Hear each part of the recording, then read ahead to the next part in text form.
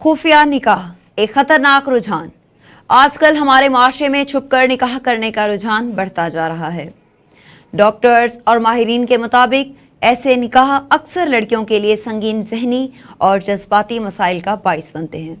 छुपकर निकाह करने वाली लड़कियां जब अपने रिश्ते को नाकामी का शिकार देखती हैं तो उनके पास किसी से बात करने का मौका नहीं होता, जिससे वो शदीद डिप्रेशन का शिकार हो जाती हैं।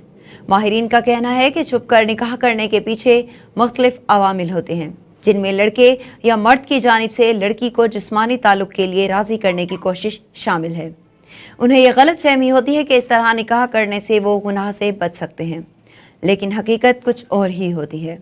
हकीकत यह है कि ऐसी सूरत हाल में लड़कियां अपनी मोहब्बत या पसंद के मर्द को हासिल करने के चक्कर में अपनी ज़िंदगी को ख़राब कर लेती हैं।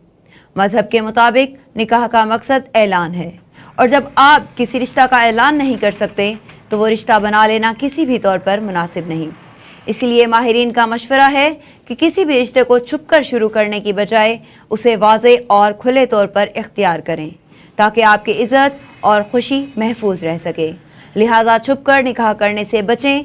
अपनी ज़िंदगी के अहम फैसले शऊर और समझदारी से करें, ताकि आपका रिश्ता मजबूत, इज़्ज़त वाला और कामयाब हो।